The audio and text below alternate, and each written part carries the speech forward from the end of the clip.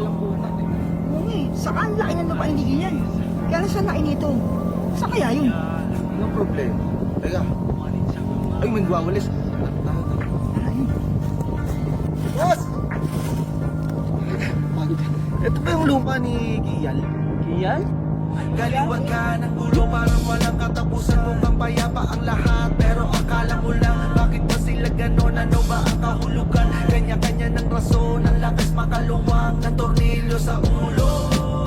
Ganto pala kapag umiidad at tumatanda na, nagiging maramdamin, madaming inaalala. Isa-isa pang nawawala ang mga barkada. Madaming gusto pero may kailangang unahin. Kapag di ka kumilos kayo bukas walang kain. Dito sa mundong hindi patas at mapanganib. Kung di mo kayang sabayan, sumama ka sa'kin. Bumili na lang tayo ng lupang malaki, mataas, malamig, parang sa Marilaki. Lagyan natin ng bahay kubo, tapos at may umagang malamig, tayo nakaupo, nakangiti habang nagkakape.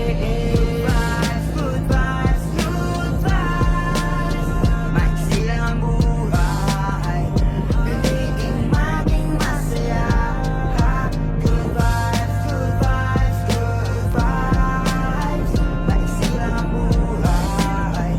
Piliing maging masaya. Ayoko na ng away, ayoko ng gulo. Pag medyo irritable ay iniiwasan ko. Pag sa negatibo at mainit din ang ulo.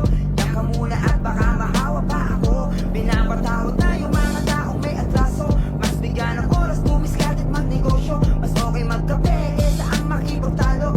Eto nakapisahin habang nakalikwatro. Kahit na minsan ay salat sa bulsa, huwag nating masyadong pinag-iinda.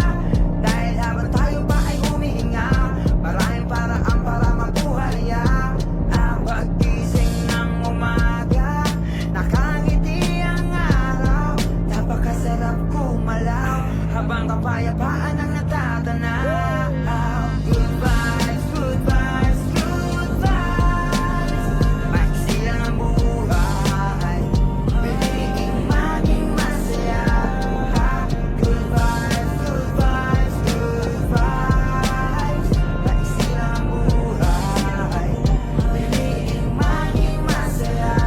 Galing dumarating ang sandaling kung panahon ng aaning. Panagalang tago sa silid na madilim. Walang ginagawang hakbang, daing lang ng daing. Walang silbing talino at galing. Kahit dalhin sa pinakatibang karaniwan, maiiwan pagbalik. Walang patid, tungkot mo at tinanakit o kapatid. Mabuting at nagigising kapatid, kahit pati madaling talawin para sa'yo na bawat araw ay biyayang mahalin. Ang saya, mahalan mo ang galit, yung hindi basta magbibili ng kahit anumang katangahan ng paligid. Panlalait ng mas di kaibig-ibig, pang-iibig, pandadawit, paniningit, panggagamit. Kung din ang magdadala na kung anong madarama, hindi sila kaya kalma, hinga, napakabilis kapag lumisan. Mag-isip mabuti bago sa mundo maalis.